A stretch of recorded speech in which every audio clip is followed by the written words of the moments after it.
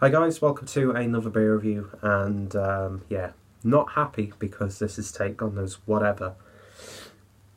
Not had anything like this happen to me for quite a while, but it certainly has today. And yeah, if my voice isn't getting croaky and jumpy, I'm either coughing, which is basically making my throat even more raw than your mum's was last night. I'm getting interrupted. So I'm sounding funny, I'm coughing, and I'm getting interrupted by pretty much every motherfucker in this house. But I will soldier on. So, already drank a beer. I was doing so well on my first take of this beer review, got interrupted, and then all the problems started. And yeah, I'm drinking it already because I need to keep my throat lubricated. Even though I've been battling a cold, not been having any problems like this. Just once I got interrupted and doing this beer review now, so I need to get it done. I really, really do. So we're going back over to Mikkeller, and we're looking at the Weird Weather, which is a hazy IPA, or New England style hazy IPA, clocking in at 6.7%.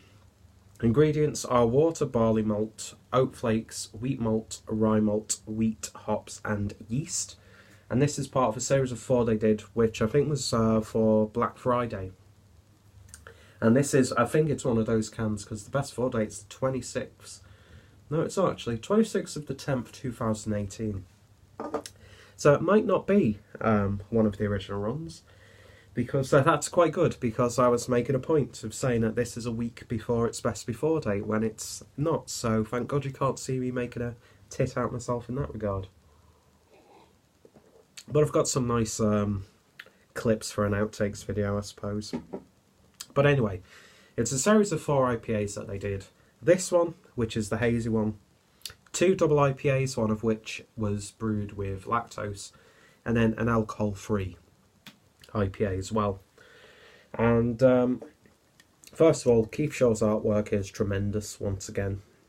Not too sure exactly what's going on. I mean, it's got like death in a white cape and 2 Mikkeller people with lightning, so it's keeping with the weather theme, but it's a little bit abstract, which I do like.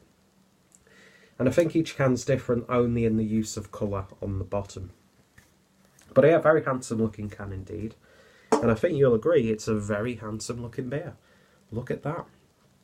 Haze for days, and it's got a little bit of turbid murkiness in there as well. It's sort of like a cross between, and apologies I'm making those nasty, rough sounding coughs right now. Please bear with me. I think that's cleared it up a bit actually, but it's like got a cross of being like pineapple juice and chicken gravy. And it looks absolutely fantastic. Very bright in this light as well.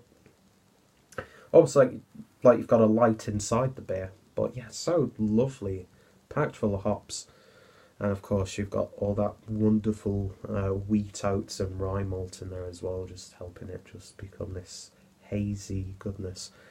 And as you can see, it's got no head really to speak of, just a tiny bit of a white head. But yeah, looks very much like you'd expect from the style.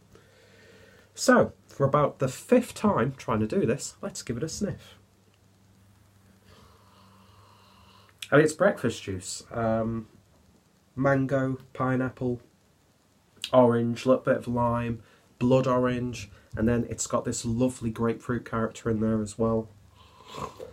A little bit of a slight green hop in there, like a herbal tone. Some of these beers usually have that slight sweet oniony garlicky aroma, but this isn't. This is all about that fruit. But yeah, it smells wonderful. So let's give it a taste again. Cheers.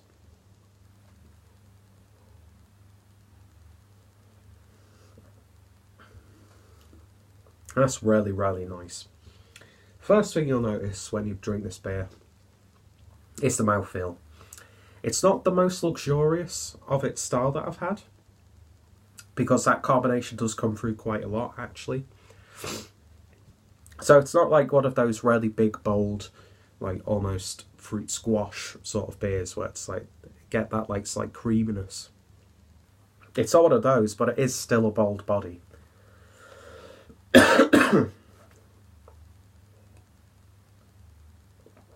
But yeah, just like the aroma, pineapple, mango, big grapefruit character, which is appealing to me personally because I love grapefruit.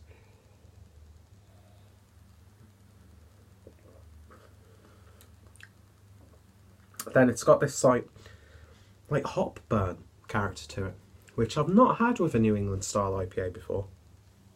And that like hop burn is almost as if it's like an alcohol warmth, which at 6.7%, it isn't an alcohol warmth. But it sort of reminded me of that you sometimes get. But aside from that little hop burn, it's smooth, easy drinkable, not really that harsh. It's not the finest example that I've had of this style, but it's still a damn good IPA. It's got that like hazy New England feel to it. But one thing that I do like with this beer is it has that oily, resiny West Coast vibe. And I think more breweries, I mean, don't get me wrong, I'm loving that every brewery's doing a New England style. These fruit bowls, which are turbid, murky, in-your-face hop, soup sort of beers. But I am really missing those resiny, bitter West Coast styles. And that has this in here.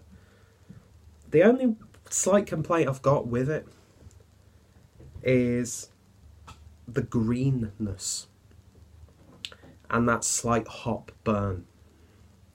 Maybe if I'd have left this for a few more weeks, it might have mellowed down nicely.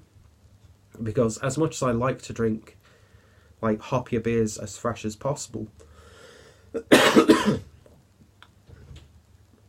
chewy bit of phlegm then, we have found, or I've heard of many people saying, oh, this IPA doesn't taste like it's mellowed out, it's too harsh, too green, too bittering. But I think it's got that slight element there. But if I were to leave it a little bit longer, it would probably be a much more pleasurable beer drinking experience. Not that it isn't. It's another damn fine job from Mikkeller. But after having Windy Hill recently from Mikkeller San Diego, I think I'd much prefer that one. And to me, that was one of the best beers of 2017. But this is still a really good beer, and I'd be interested to see if I could pick up the other ones in the series, because a double IPA brewed with lactose sounds pretty damn intriguing. But yeah, it's a very solid New England style IPA, and it's hard to be a standout one in this brewing landscape because every brewery is doing it. And I mean, here in the UK, you know, people are still loving it. It's fantastic. It's getting more people into craft beer. It's keeping the craft beer movement going.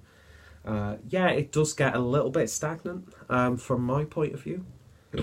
That's why I don't tend to like buy these beers on a regular basis, because I always know that within a few days of me wanting one, there's probably going to be a fresh one hitting the shelves if I wanted to pick it up. And I like to drink these every now and then because I think I can appreciate them a little bit more. But if you like New England style IPAs, you've probably already tried this. You've probably already tried the other beers from the Weird Weather series. And if you have, let me know your thoughts and opinions. But yeah, would I have this again? I'd happily have this again. I could happily demolish this beer. It's been so hard not to just drink this beer whilst I've been trying to do this review, because it's just so nice and satisfying. And after suffering from this cold and nastiness, this is so nice. And funny enough, it does have, with that greenness, a slight medicinal edge, which I've had a few times with IPAs. The one in question, the one that was really almost overbearingly medicinal for me, was when I tried Westbrook's, one of their IPAs. And that was just like, it was like drinking something like this, like fucking cough medicine. But this it has that slight character to it.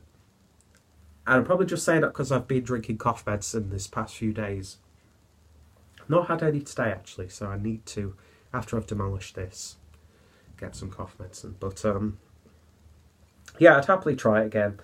But I know of better ones that I would go for before this one. Especially, recommendation, Windy Hill. If you see a can of that from Mikkeller San Diego, definitely give it a go. Absolutely phenomenal beer.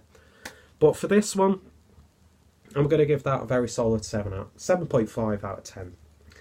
So if you've tried it, as I said, let me know your thoughts, opinions. What did you think of this series? What's some of your favourite New England style IPAs? Are you a fan of Mikkeller's attempts at the style?